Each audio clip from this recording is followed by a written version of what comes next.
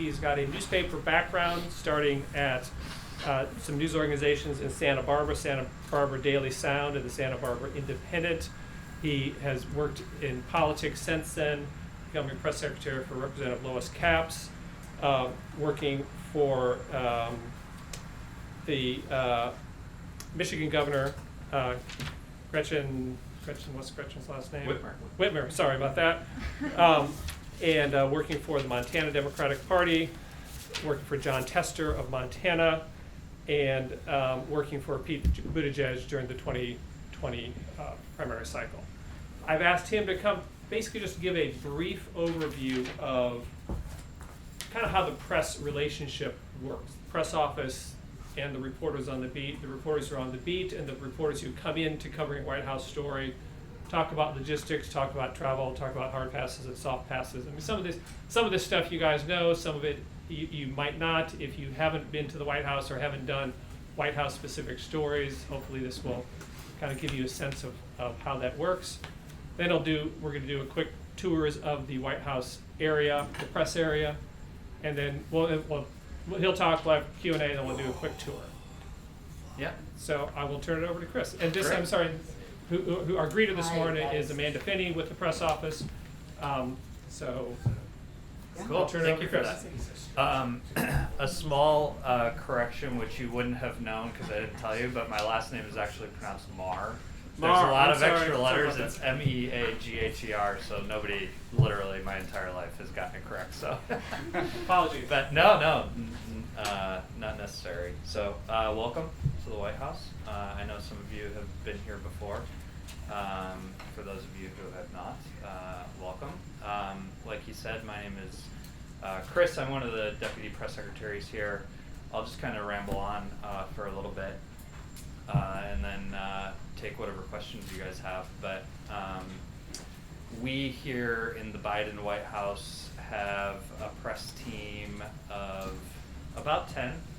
The way it's structured is we have Jen Psaki at the top. She's our press secretary, as you're well aware. Below her, we have 3 deputy press secretaries. We have Corinne Jean-Pierre, who's the principal deputy press secretary, and then myself and Andrew Bates. And then we have 3 assistant press secretaries who all work on various issues. And then we have 3 press assistants who you usually see running around. They probably helped you in with Amanda. They're kind of all over the place, always wrangling the press around, making sure people are getting to where they're going. So, and then Amanda is our chief of staff in the press office. So that's kind of the structure. We also have a communications team, which is less forward-facing, but obviously deals with a lot of the messaging here at the White House. They have a pretty similar structure. Kate Bedingfield, who you may have seen or heard around on television or quoted in stories, she's the communications director. She was the communications director on the president's campaign. She has 2 deputies, and then also in the communications department is a regional communications team. They're the team that deals with press out of the states. So any local or regional newspaper or outlet that has a question about something going on in their community or their state where they're trying to get the White House response, they deal with that incoming. They also book on local television, so sometimes I'll go on local television and talk about what's going on here at the White House. Some of our principals talking about the news of the day will go on and talk about what's going on in local communities. So we have the regional press team, and then we have a coalitions team as well who interact with African American newspapers or Latino newspapers or radio stations or podcasts or whatever the case may be, women's focused publications, that sort of thing. Back to the press team, we all kind of have beats, per se, just as you guys often do.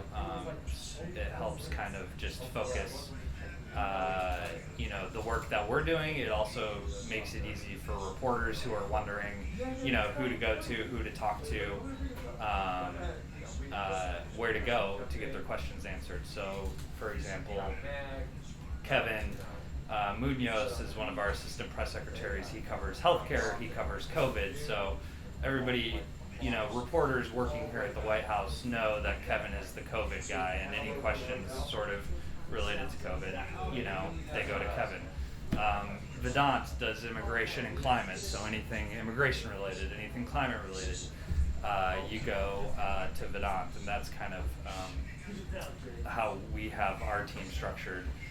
We also have some floaters. I have a few smaller beats, but not like a big, like COVID type beat, but kind of a jack of all trades type situation where, if reporters don't know where to go or who to go to, they can start with me to try to get their questions answered. So if you go right through these doors, you'll be in what's called lower press, and that's where my office is. That's where all the deputy press secretaries are and the assistant press secretaries, and reporters have access to that space all day. So there's no running and hiding when we don't want to talk to you guys. You can just pop right in if you have a question. The questions can vary. It's anything from, is the president on time today? When do you expect he'll go to Wilmington this weekend? Those nuts and bolts, like logistics type questions, to, breaking news and getting those questions answered. So it's one of the cool things about the White House. Reporters can just walk right back and have access to getting their questions hopefully answered. I think that's, one of the things that we prioritized coming into this administration was sort of restoring that order to things. As you're probably well aware, we hold a press briefing every day. That was pretty standard in previous administrations. The last administration, it varied a little more. Sean Spicer held one every day for the most part. Stephanie Grisham never held one, and then Kayleigh McEnany kind of was here and there. But I think one of the things that was important to the president and to Jen coming into office was to sort of bring back that daily interaction between the press and the White House to make sure that we were answering your questions. So that's sort of our general ethos, I guess. Like I said, we try to do a briefing every day. It's not totally standard. Sometimes, when the president's traveling, we'll instead do a gaggle on the plane. We have a traveling pool, who goes with the president everywhere he goes. And that's a group of 13 or so reporters and photographers. You're doing a great job. Thank you. Who go with him everywhere he goes. And usually whoever's traveling with the president, whether it's Jen Psaki or Karine or someone else, will take some time on the plane to go back to the press area of the plane and answer questions. They're usually, pretty centered on the trip and what we're hoping to accomplish wherever we're going that particular day and whatever the focus is on that particular trip. And that's sort of how we handled that press interaction there. So that's kind of, the main rundown, but would love to kind of hear what is on your mind and what questions you guys have about, how this place works and how we see our interaction with the press and basically anything you want to talk about. So if you guys have a question, just let them know where you're from. Name and where you're from. Sure. Tia. I have a very self-serving question. Yeah, of course. I'm Tia from the Atlanta Journal-Constitution. Yeah. I just left, so who are we supposed to, cause he, you know, the regional breakdown, is there gonna be a new person, or what? Yeah, do we do? it's a fair question. We have somebody covering Georgia, obviously. I honestly don't know who it is off the top of my head, but I mean, it's a limited pool of names. I could definitely track that down for you pretty easily if you I think want to. Rakia is gonna be your Is it person Rakia? right now. Yeah. Rakia. Yeah.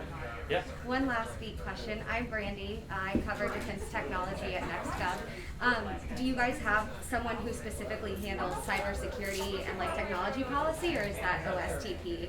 Yeah, so that's a good question. And one thing I didn't touch on is we also here at the White House have the National Security Council, and they have their own comms team who handles a lot of those types of questions. They handle a lot of the foreign policy stuff that we have going on. They handle a lot of the cybersecurity stuff that the White House is working on. A lot of the domestic, security threat type questions that we have. Cyber oftentimes falls under the NSC, and they have their own press staff of, I'd say probably 7, 8, 9, 10 people, but usually I would direct you to them for that. Cool. Thank you. Yeah. Yeah. Hey, I'm Nick with Politico. Hey. So I'm curious, what's the biggest difference you've seen between doing like Senate comms versus coming here to the White House? That's a good question. So I never actually worked in the Senate. I worked in the House. I worked on Senate campaigns. I think the biggest difference between the access looks a little different, right? Like you can camp out in the halls, obviously, in the Senate, and you can pin down members of Congress. You can pin down senators, or they can try to elude you, as it may be. I think here as a press person, when I worked in the House, I could easily sort of avoid you if I wanted to. You can literally just walk through that door and there's nowhere I can really go.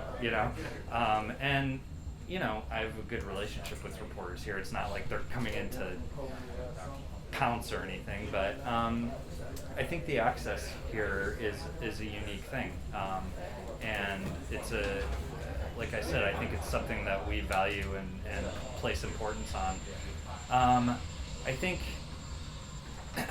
from a press perspective, when you're the President of the United States or working for the President of the United States, you're not competing with 100 other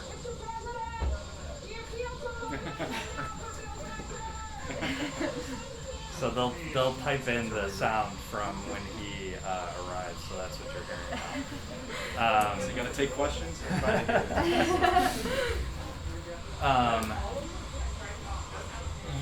I guess the easy way to say it is the bully pulpit that you have. It just looks different. Obviously, if you're working for a United States senator, you have a pulpit from which to speak from, but you're also competing with 100 other members to get your message out there. The competition when you're President of the United States is, second to none in terms of being able to communicate what you want to be able to communicate, and it's very powerful, honestly, and something that we take very seriously. But I'd say that's probably the biggest difference from anywhere that I've ever worked. Is the ability to, even on the presidential campaign when I worked for now Secretary Pete. We did a good job of getting him out there and trying to drive the news, and you guys probably know he had sort of a go everywhere, talk to everyone strategy, but you had to hustle for that. You had to actually go out there, and here you can make news very easily if and when you want to. Yeah. Hey, Chris. Hey. Joey Garrison. Yeah. Today. How are you doing? Good. I just had a question about from the start of the administration when it comes to the background calls that you guys do with media before an announcement the day before. You know, it's been very strict that you maintain that it must be according to an administration official or a senior administration official when they're talking about subjects that they are very, you know, it's sort of their expertise, whoever that person might be. Even when the transcript comes out, like it might be obvious that who that person is. Guess I'm just curious why that's a policy that the administration, the White House has taken, where it must be, you know, anonymous, and there must be an agreement with the reporters on the front. Yeah, I mean, I think in part, you know, we're often putting folks on the phone who, like you said, are subject matter experts, certainly. Yeah. But are people who aren't necessarily accustomed to speaking with the press. And, you know, depending on who it is, there can be varying levels of comfort. And I think, you know, we want to provide their subject matter expertise to reporters to help inform their reporting, while also, you know, making sure that they feel comfortable actually interacting with the press, because not everybody is, you know, and so I think that is definitely part of it. Yeah. I'm Caroline from Roll Call. Hey. What do you think the press has done a good job covering this administration, and what do you think the press has maybe not done as good of a job covering this administration? That's a good question. I mean, look, I think, you know, this probably wouldn't surprise you, but, you know, I think there can be just so much focus on process a lot of the time. And this isn't like a big mystery, right? It sort of plays itself out in coverage sometimes. But I think, you know, we believe that that the policy that we're working on, that the discussions that we're having is very important and needs to be covered and needs to be analyzed and needs to be broken down. And not to say that that never happens, obviously, because there's a lot of very good policy reporting that takes place. But I think a lot of it, a lot of the coverage out of the briefing room oftentimes, or what's taking place on the Hill, can get bogged down by process, you know, coverage. Even, I mean, looking at the passage of the infrastructure bill, right? I mean, how many times over the course of the last several months was there just speculation that it was dead in the water, that, like, you know, it wasn't going to survive, that it wasn't going to pass, that, but like what we were working through was this process of negotiations, right? Like, this is how a bill actually comes to be signed into law. Like, it's a process. It takes a lot of negotiations. There's a lot of churn. There's a lot of ups and downs. There's a lot of ebbs and flows. There's a lot of slog, but which we knew from the very beginning. But in those day-to-day, you know, process stories, it was like, oh, you know, what's going to happen? Is the Biden agenda dead? And I think those moments can be a little frustrating. And so I think, but, you know, there's always a push and pull between process stories and policy stories, and I think finding that right balance can sometimes, the balance sometimes gets lost, I think. I think also, you know, if you watch the briefings in and out every day, you know, you see that in some of the questions that reporters ask Psaki or Karine at the podium, you know, just people getting lost in the process and losing the forest for the trees. Yeah. Sorry, could you explain me? Good. Oh, sure. Thanks. So on the topic of the podium, Psaki and Jean-Pierre spend a lot of time with reporters in the front of the room, and they exhaust all the time with multiple questions. How would you suggest getting their attention if you're a reporter that doesn't come up here for every press briefing? Yeah, that's a good question, and I know, like, from their perspective, you know, it's something that they're always kind of wrestling with too, is like trying to figure out how to navigate around the room, you know, and so I think it's it's always just a battle and trying to get past the first couple of rows. I think. But do you have any specific During lunch lid recommendations? until 1 p.m. No, I Lunch mean, lid until 1 I p.m. think just Thank you. trying to raise your concerns behind the scenes. Even letting us know that you have a particular question that you're really interested in asking. It doesn't hurt to. You don't have to tell us what it is, but just like, hey, I'm working on a story. I'd really appreciate the opportunity to ask this at the press briefing room. Even just a reminder of to them to like hopefully get around the room a little more. Because in the moment up here, sometimes Sure. that gets lost on them, and all of a sudden 45 minutes have gone by and and they haven't made it very far. So it's also reminding the reporters at the front of the room, it's not just their press briefing and they need to limit their questions. So Yeah, I'm not going to do that. yeah, no, I'm not saying that you need to. I'm not saying that you need to.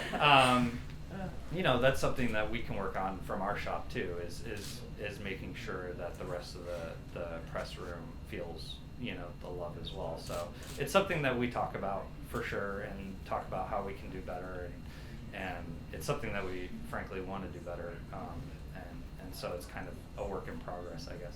Okay, appreciate the answer. Yeah. Yeah. Thanks, So Ryan, and then we have Penny. It's Orion with the Spokesman Review in Spokane. I'm part of the Regional Reporters Association, so we share, a seat back here. Actually, very similar to Khadijah's question, so I don't want to totally rehash it, but we always appreciate the chance, of course, to get questions in. It can be pretty frustrating watching the first two rows eat up 45 minutes sometimes. And I imagine it's for you or Jen or Karine, it's frustrating to have the same questions asked over and over again.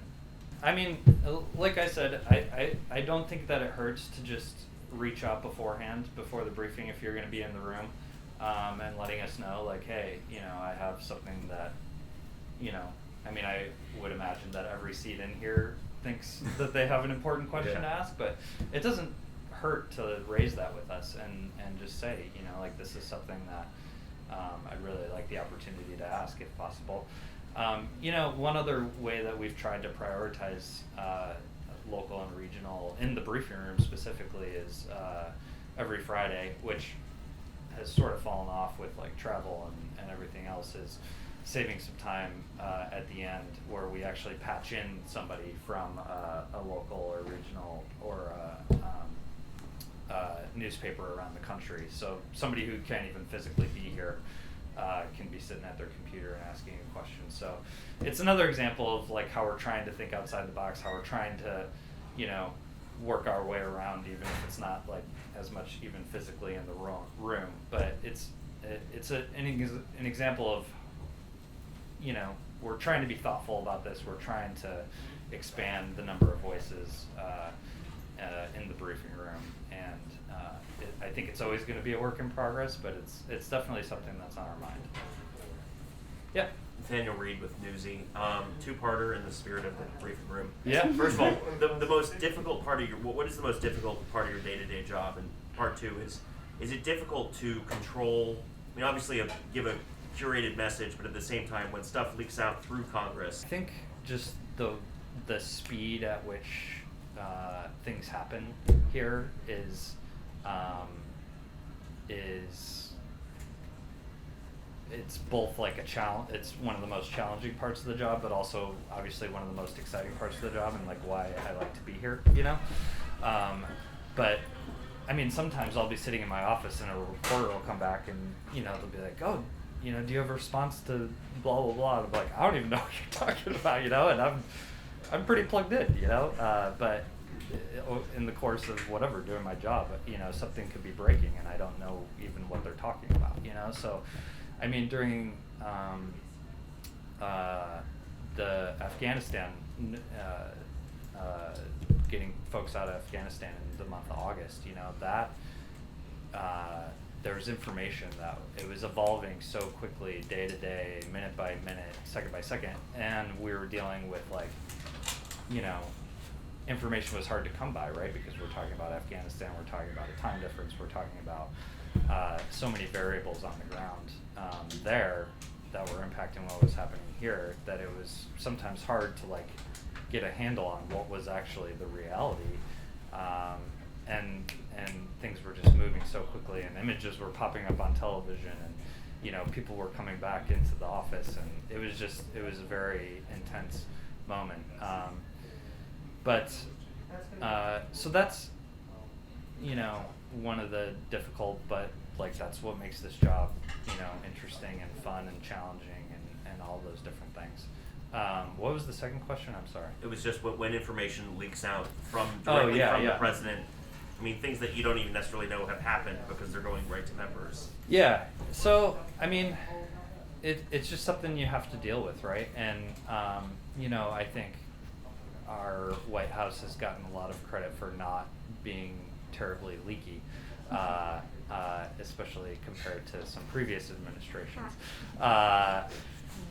But still, news leaks, whether, like you said, it's from the Hill side or somewhere internally in the building. Like sometimes it just happens, and depending on what the news is, you plan for that, right? You either expect it to leak or you just make a plan so that you're ready, regardless of whether it comes out in the way that you would prefer it to come out or if it comes out from a different source. And sometimes, it means that you're flat-footed and you have to,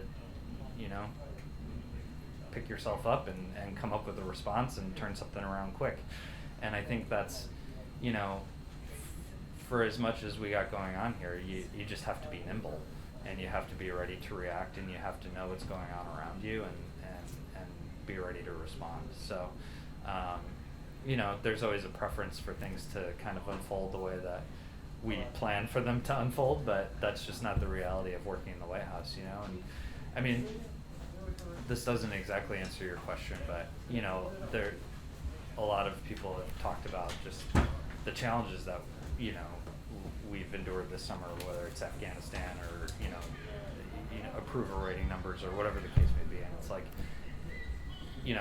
presidents don't deal with easy stuff all day, right? Like they're here to deal with the hard stuff, and I think that's something that you're just constantly dealing with, is like a new challenge every day, whether it's a leak, whether it's a difficult subject like the Afghanistan withdrawal. It's just thing after thing after thing. It's just pretty unrelenting.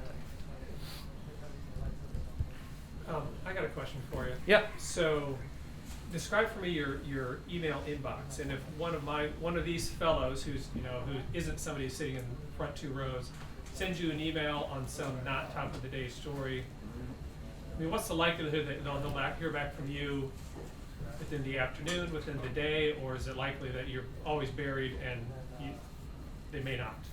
It's a great question. I mean, our inboxes are generally a disaster, but I think myself and I think our team as a whole, we try to be responsive, and even if that means that we're not going to have a response for you, I think we try to tell you guys that.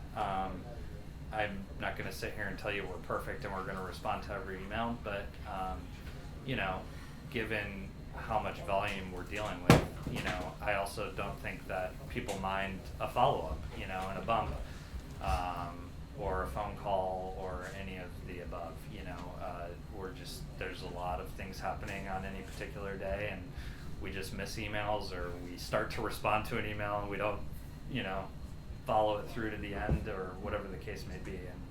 Or I'm sitting in here for an hour during the press briefing and things just build up. So I think what's most helpful is knowing up front what your deadline is, because even if I see your email and don't have a chance to immediately respond, if I know, his deadline is like an hour from now, or his deadline is the end of the day, or it's not till Thursday, that really helps me prioritize quickly.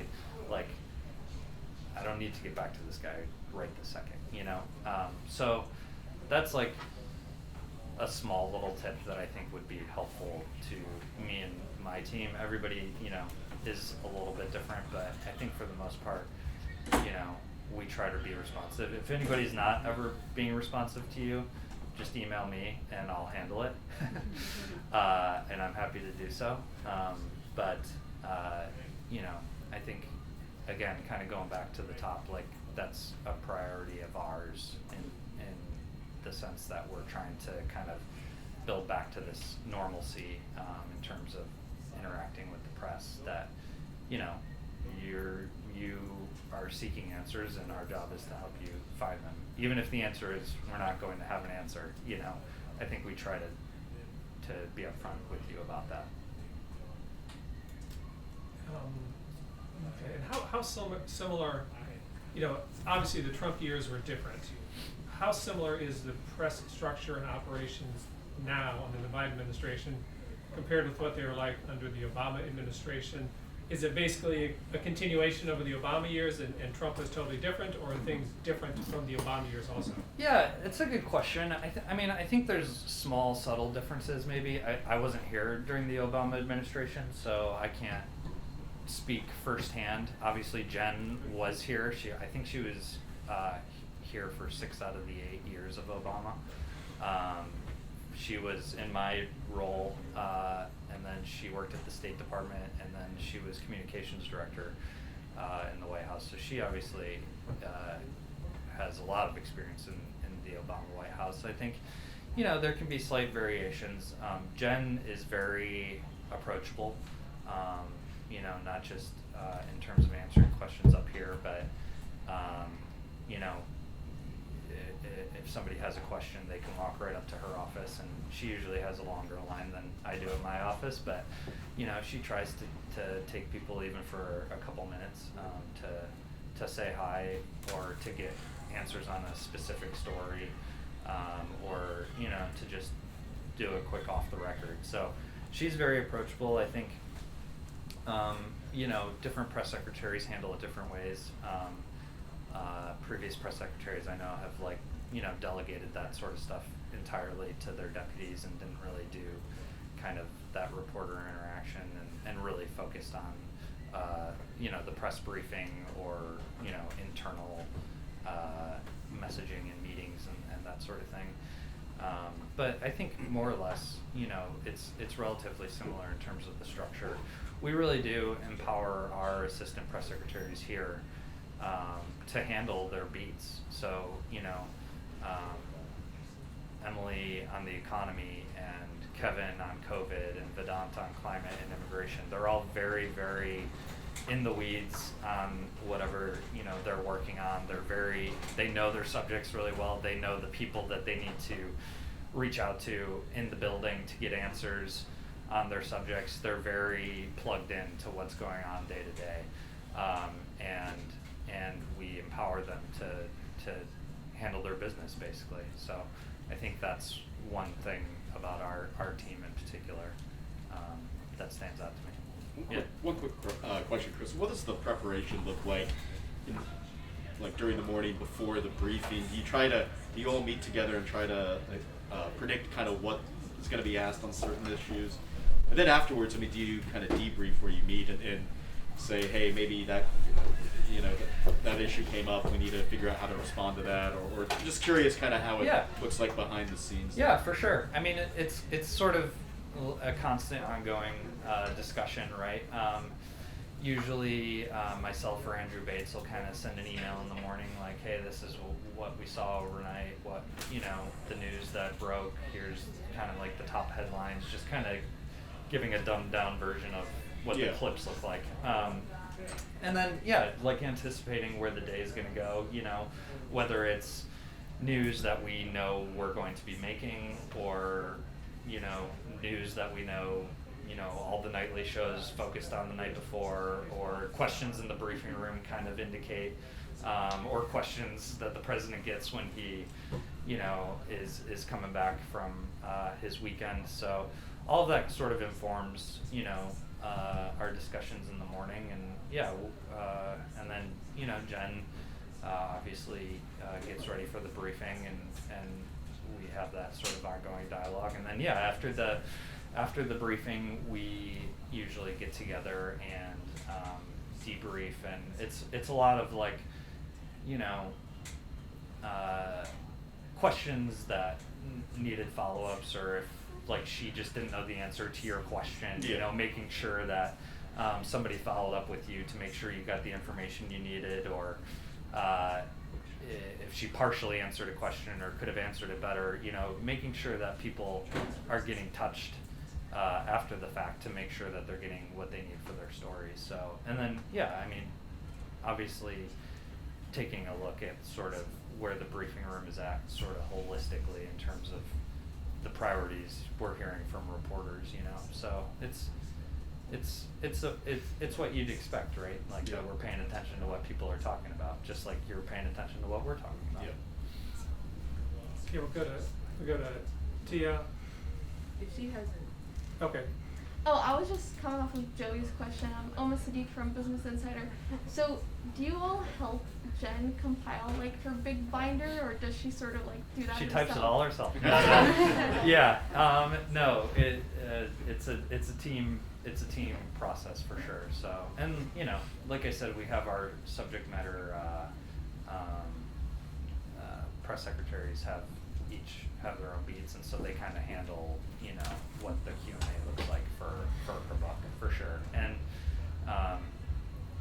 you know, not every day do we update every single page in that book, right? Some things just kind of don't change or don't develop, or and you know, and so we don't need to like revisit it every day. But it's definitely a team effort.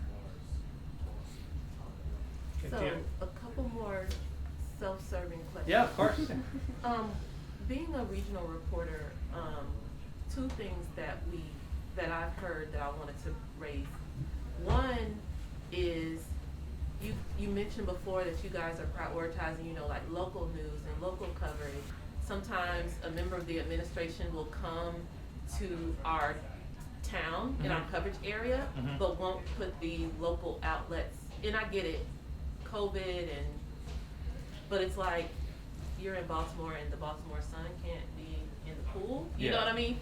So I just wanted to ask you about both of those, please. Yeah, I mean, it's a both very good points. I do know that we try to have a local reporter, at least one local reporter in the pool when we travel somewhere.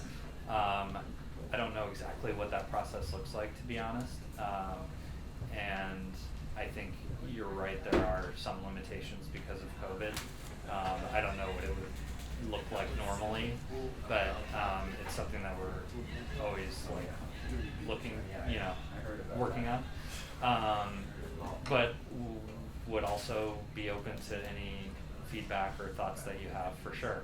On the first point, I think you know, it could be for any number of reasons. It could be that our regional person just has a better relationship with a reporter in the state already, or maybe doesn't have a relationship with anybody at all, and so is sort of, you know, shooting in the dark and trying to find somebody to have a conversation with. So I don't think it's like intentional, and I mean, you raise a good point that I can bring back to them for sure, to first check to see if they have a Washington bureau or a Washington reporter who kind of covers that for them. So I don't think it's like an intentional thing, you know, but definitely something that we can keep in mind. Thank you. Yeah. We have time for one more question, if anybody has one. I have a question. Yeah. I'm Matt Smelder with Bloomberg Law. This is kind of basic, but I'm curious how you choose which deputies get which beats, if they have experience in that issue before, and if it's subject to change throughout the administration. Yeah, it's a good question. So I actually came to work here in March. I started out with Secretary Buttigieg in transportation, and then came over here in March. So when I got here, the beats were sort of like already established, and I don't know that like people necessarily brought an expertise. I think we sort of analyzed what needed to be sort of the big issue areas, you know, COVID obviously, the economy, climate, some of the recurring, you know, issues that we knew would be coming up. Andrew Bates basically has, you know, the infrastructure bill and Build Back Better, and that's like, you know, a huge part of his portfolio, as you might imagine. But eventually we're going to move past, you know, Build Back Better and the infrastructure fund, and we're going to be on to whatever is next in front of Congress, you know. So I think it's the sort of thing that's always ebbing and flowing. And, you know, as issues arise, we just figure out who needs to, like, take it on, right? Like some of the abortion access stuff and SB 8 in Texas, you know, abortion and women's health issues obviously is sort of part of the conversation, you know, throughout time, but those cases have really made it rise to one of the bigger issues that people are talking about, right? So that became like one of my beats, because we decided like this was just something that people were talking about more and more and more, and we needed to like really focus on, right? So there's big issues like COVID or the economy, which are always going to be kind of, we need somebody focused on that all the time, but then there's going to be other issues that kind of pop up and rise to the surface, and so we just kind of, it's an ongoing discussion, right? And people will start to leave, which will provide opportunities for us to sort of take another look at how we divide things, but that's sort of how we approach the breakdown. Thank you. Yeah. So I think we need to get moving on from here. Chris, I want to thank you very much. Yeah. Again, apologies on the name thing. No. I I apologize for so many letters.